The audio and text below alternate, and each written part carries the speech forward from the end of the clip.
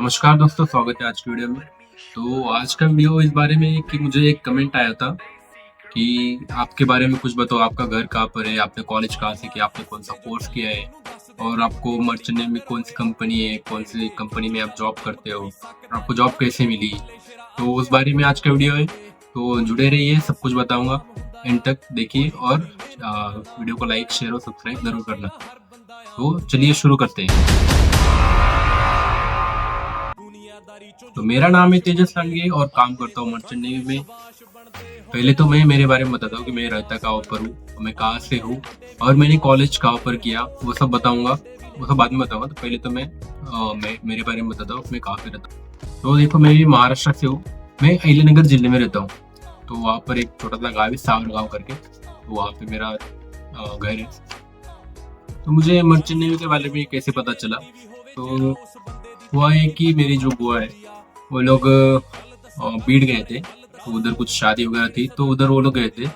तो उधर उनके जो भी मतलब पहचान वाले थे, तो उन्होंने इनको बोला कि एक ऐसा ऐसा कोर्स है, इतना पैसा भरना है और उसके बाद जॉब लगेगी, वो भी आपको पेमेंट मिलेगा 47,000 या 50,000 तक पेमेंट मिलेगा स्टार्टिंग में। तो इतना सुन के मैं भी ऐसे खेत में काम कर रहा था, तो इतना सुन के फिर मैंने डिसाइड किया कि हम लोग जाके देख के आते हैं। तो मैं एक 30,000 या 35,000 तक लेके गया और उन्होंने जो कॉलेज बोला था पनवेल में, न्हावा में कॉलेज है, तो उधर हम लोग गए। मैं और मेरी बुआ का लड़का, हम दोनों गए थे, क्योंकि पहली बार मैं गया था तो मुझे पता नहीं था कि मुंबई का, तो मुझे कुछ पता नहीं था। मुंबई का मैं कभी गया नहीं था, वो पहली बार गया था मैं मुंबई। तो हम लोग गए, तो उधर कॉलेज गए। कॉलेज में जाके उन लोगों ने बोला कि ऐसा ऐसा कोर्स है और आपको कुकिंग वगैरह करनी पड़ेगी और आपको सिखाएंगे कुकिंग वगैरह जो भी है। आपको डिपॉजिट करना पड़ेगा 30,000, तो आपका एडमिशन हो जाएगा। तो इतना हो गया, हम लोगों ने पैसा वगैरह भरा और एडमिशन ले लिया। मुझे पता भी नहीं था कौन सा कोर्स है, क्या है, क्या सिखाने वाले। बस मर्चेंट नेवी का नाम सुन के तो मैं आ गया था। 12th के बाद जब मेरा 12th खत्म हुआ तो मुझे बहुत कम परसेंटेज आए थे। तो मैं मेरी दूसरी जो बुआ है उसके लड़के के साथ मैं अहिल्यानगर गया था। उधर आर्मी के जो कैंपस होते हैं, तो उधर गया था। तो एनसीसी का वो रहता है, तो उसमें मैं गया था। तो उधर मेरा रिजेक्ट हो गया। वो रिजेक्ट हो गया तो फिर मैं नाराज हो गया। तो फिर क्या करे, परसेंटेज भी नहीं है 12th में। तो फिर ऐसे ही चल रहा था। तो इस बारे में पता चला कि हाँ, ये ऐसा ऐसा कोर्स है, तो पैसा भरना पड़ेगा और फिर अच्छी जॉब मिलेगी, 40-50 हज़ार जॉब सैलरी मिलेगी। तो फिर वो एक टर्निंग पॉइंट था।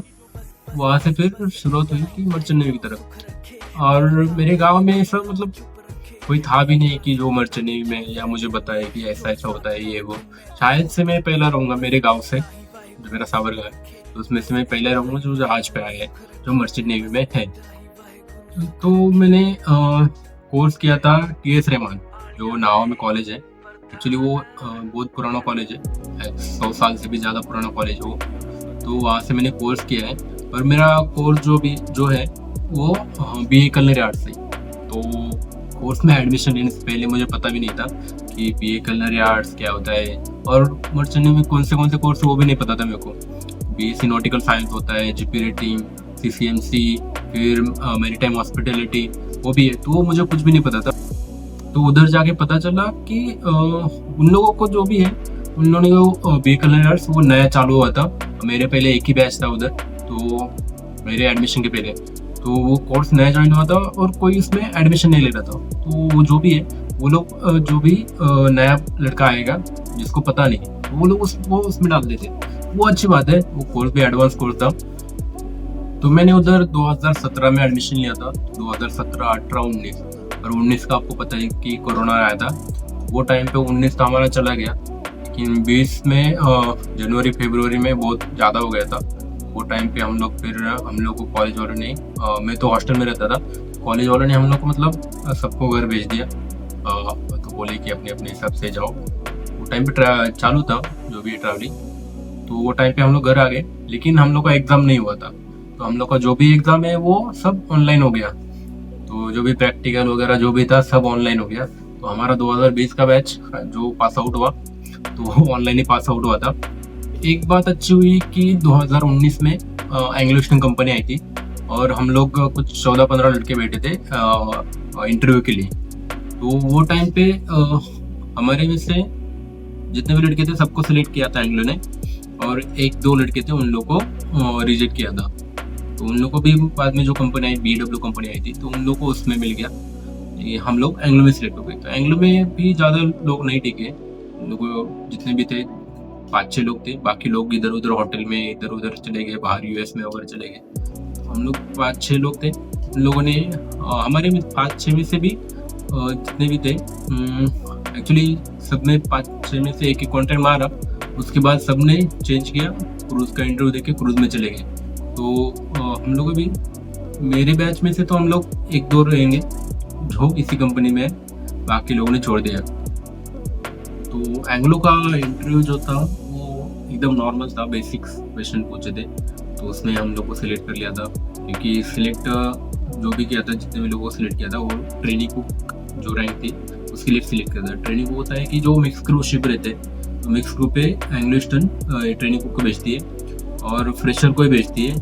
तो एक्चुअली दिक्कत ये है कि जो फ्रेशर को भेजती है तो उसको कुछ एक्सपीरियंस नहीं होता। एक्चुअली पहले क्या करती थी एंग्लो, जो एंग्लो का ईमा जो कैंपस है, तो उसमें भेजती थी ट्रेनिंग के लिए।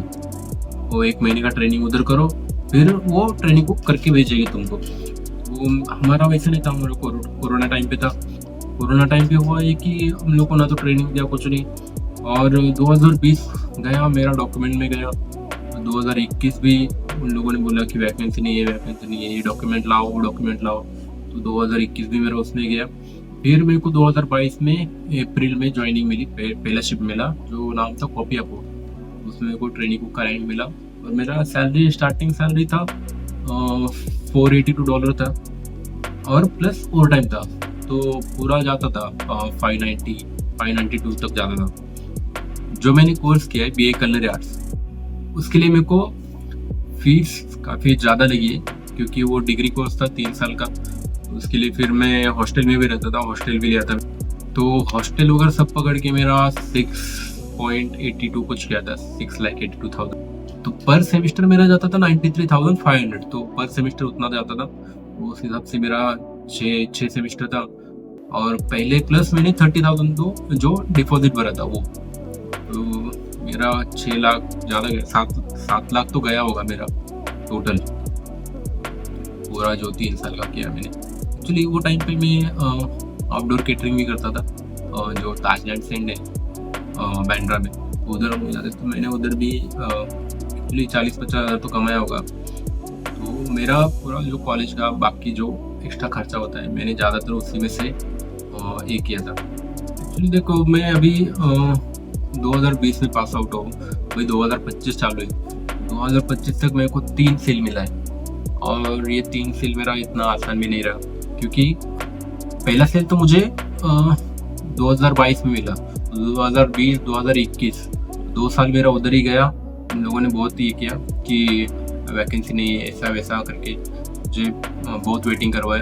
और मेरा एजुकेशनल लोन था, तो और घर पे भी हालात कुछ ठीक नहीं थे, पैसे की बहुत प्रॉब्लम चल रही थी। फिर भी इधर उधर से कैसे भी करके मैनेज कर लिया। और मेरा जो एजुकेशनल लोन था, तो बैंक का हर महीने हफ्ता आता था, वो भी भरना था, तो वो टेंशन की बात थी, तो वो सब होता था। अभी मेरा तीसरा सेल है, तो अभी सैलरी इंक्रीमेंट हुआ है और मुझे प्रमोशन भी मिल गया है। प्रमोशन के लिए भी मुझे 1 लाख तक खर्चा करना पड़ा, कोर्स वगैरह करने पड़े, तो वो भी है। तो वो सब कोर्स करने के बाद फिर मुझे ये प्रमोशन मिला है। और अभी भी मैं मिक्स ग्रुप पे हूँ, लेकिन सैलरी इंक्रीमेंट हुआ है। तो काम मेरा सेम ही है, जो पहले मैं ट्रेनिंग ग्रुप में करता था, अभी जो चिप ग्रुप में कर रहा हूँ, तो काम सेम ही है, बस सैलरी इंक्रीमेंट हुआ है। तो पहला सेल 2022 के बाद मेरा साइन अप हुआ नवंबर में। एक्चुअली वो इमरजेंसी साइन अप था, मेडिकल था, घर पे इमरजेंसी आ गई थी, तो वो टाइम पे था। और ऐसे टाइम पे हम लोग बीच समुंदर में थे, तो कुछ कर नहीं पाए इमरजेंसी में, ना साइन ऑफ मिला ना कुछ नहीं। फिर मुझे एक 15 से 20 दिन तक ऐसे ही जब तक हम लोग मेक्सिको नहीं पहुंच जाते, तब तक वो घर पे भी बहुत प्रॉब्लम थी, तो मुझे साइन ऑफ नहीं मिला। फिर मुझे मेक्सिको से साइन ऑफ मिला, फिर मैं नवंबर एंड तक घर पे चला गया था। तो उसके बाद फिर कंपनी ने फिर वही वैकेंसी नहीं है। मैंने उसके बाद फिर से अपना कंपनी को मेल किया कि मुझे ज्वाइनिंग चाहिए, तो उन लोगों ने फिर से वही कि वैकेंसी नहीं है, वैकेंसी नहीं करके फिर से मुझे एक 14 मंथ तक वेट करवाया। तो 14 मंथ बहुत ज़्यादा होता है और मेरा एजुकेशन लोन भी था, तो मैंने पहले कॉन्ट्रैक्ट से जितना भी कमाया था वो मेरा पूरा वो एजुकेशनल लोन में चला गया, तो मुझे कुछ नहीं बचा। फिर सेकंड कॉन्ट्रैक्ट भी वही सेम हुआ, जो भी था मेरा पूरा सेकंड कॉन्ट्रैक्ट में पूरा पैसा इसमें चला गया, लोन में ही चला गया। और सेकंड कॉन्ट्रैक्ट भी मुझे इतना जल्दी नहीं मिला था, तो आपको पता ही, मैं बोला कि 14 महीने बाद मुझे सेकंड कॉन्ट्रैक्ट मिला था, जो 2023 में था। 2023 में मुझे फरवरी में ज्वाइनिंग मिला था, तो वो कॉन्ट्रैक्ट हुआ। उसके बाद फिर मैंने 7 महीने तक वेट किया अभी ये तीसरे कॉन्ट्रैक्ट के लिए। आप देख सकते हो एक 5-6 साल में मुझे खाली 3 कॉन्ट्रैक्ट मिले। तो अभी ठीक है, अभी सैलरी इंक्रीमेंट हुआ है तो कुछ लगता नहीं है, लेकिन ये बहुत टाइम गया है और वेटिंग पीरियड की वजह से फिर बहुत दिक्कतें आती है कि इतना वेटिंग पीरियड अच्छा नहीं होता है। आप अगर आते हो तो ट्राई करना है कि किसी ऑफिसर के रैंक में आओ, इंजीनियर बन के आओ या फिर डेक ऑफिसर बन के आओ या इलेक्ट्रिशियन होता है वो बन के आओ।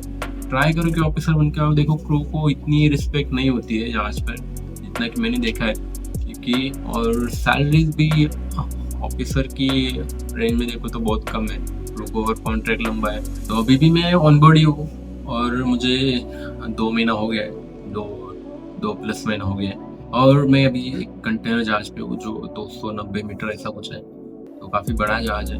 ये अच्छी बात है कि बड़े जहाज पे मतलब जो रोलिंग वगैरह होती है वो बहुत कम होती है, जितना कि मैंने देखा है। और अभी हम लोग आ रहे हैं इंडिया नावाशा, तो नावाशा हम लोग पहुँच रहे हैं 18 या 16 तारीख को कुछ पहुँच रहे हैं। डिले हुआ है, हम लोग पहले 6 तारीख को पहुँचने वाले थे, अभी इतना डिले हो गया कि बहुत लेट हो गया। अभी हमारे स्टोर में भी प्रोविज़न बहुत कम बचा है और देखते हैं अभी क्या होता है। बाकी अभी मेरी सैलरी तो अच्छी खासी है, मेरे को $1,500 प्लस मिल रहा है, तो वो अच्छा है। तो उसके लिए मेरे को मतलब अभी तो ठीक लग रहा है, क्योंकि पहले बहुत कम सैलरी थी, जितना कि मैं बता रहा हूँ। मुझे $590 में ही काम करना पड़ता था, जो अभी मैं सेम काम कर रहा हूँ वो 590 में करता था मैं। तो मैंने COC निकालने के बाद फिर मुझे प्रमोशन मिला है, तो वो बात है। COC के लिए मैंने एक कोर्स किया, उसमें मेरा 30,000 गया। उसके बाद कंपनी ने एक कोर्स करवाया, उसमें मेरा 50,000 गया। तो इतना सब करके फिर मुझे प्रमोशन मिला है, तो 1 लाख डाल के मुझे अभी प्रमोशन मिला है, तो वो ठीक है। अभी प्रमोशन के बाद सैलरी अच्छी हुई तो कुछ लग नहीं रहा। तो ऐसा है, ये सब था मेरे बारे में। इतना सब मुझे झेलना पड़ा था, बहुत कुछ है, अगर इतना आसानी से नहीं मिलता है। और मैंने अभी देखो 5-6 साल में 3 कॉन्ट्रैक्ट मिलना ये नॉर्मल नहीं है। एक्चुअली एवरी ईयर आप अगर हर साल एक कॉन्ट्रैक्ट मारते तो वो अच्छी बात है। 3 महीने का गैप ठीक होता है, इससे ज़्यादा गैप अच्छा नहीं होता। सोचो पहले, आपका अगर बैकग्राउंड अच्छा है तो आप ट्राई करो। जॉब अच्छी है मर्चेंट नेवी की, इधर कुछ भी प्रॉब्लम नहीं है। अगर आप मेंटली स्ट्रांग है तो ये आपके लिए बहुत अच्छा है। सैलरी वगैरह ठीक है, खाना पीना भी ठीक होता है, और बाकी तो डिपेंड करता है यहाँ पे लोग तो इतने लंबे समय तक जहाज पे रहना इतना आसान नहीं होता, तो वो भी बात है। अगर आप रह पाते हो, आपको आदत है, अकेला रह सकते हो आप, तो अच्छी बात है। क्योंकि जहाज पे देखो अपना मतलब अपना कह सको ऐसा कोई होता नहीं है, सब लोग अपना अपना ही देखते हैं, तो वो बात भी है। तो इतने में मैं रुकता हूँ, और आपको अगर कुछ और जानना है, और जिसने भी मुझे कमेंट किया था तो मैं ये उसके लिए वीडियो बना रहा हूँ। और मुझे भी एक वीडियो बनानी थी कि मैं कैसे आया मर्चेंट नेवी, क्या मुझे करना पड़ा, कौन सा कोर्स किया, वो सब। तो ये वीडियो उसके लिए था, तो भाई ये वीडियो बनाया, आप देख सकते हो। और थैंक यू सो मच मुझे वो कमेंट करने के लिए, आप मेरी वीडियो देखते हैं उसके लिए भी थैंक यू। तो थैंक यू सो मच, और मिलते हैं नेक्स्ट वीडियो में। आज के लिए बस इतना ही। प्लीज़ सब्सक्राइब जरूर करना, और जो भी आपके दोस्त हैं जो मर्चेंट नेवी में आना चाहते हैं या मर्चेंट नेवी के बारे में जानना चाहते हैं, तो आप मुझे कमेंट में पूछ सकते हो। और जो बेल का आइकन है वो भी दबाओ कि मैं कोई भी नेक्स्ट वीडियो बनाऊँ उसका आपको नोटिफिकेशन मिल जाए और आप देख सकते हो। मैं भी ऐसी कोई टाइम पास की वीडियो नहीं बनाता, मैं मर्चेंट नेवी बारे में, जो भी ऑनबोर्ड होता है, जो चीज़ें ऑनबोर्ड होती है, वही सब बताता हूँ। आप देखो, जो भी आप पूछ सकते हो। तो आज के लिए इतना ही। Thank you so much.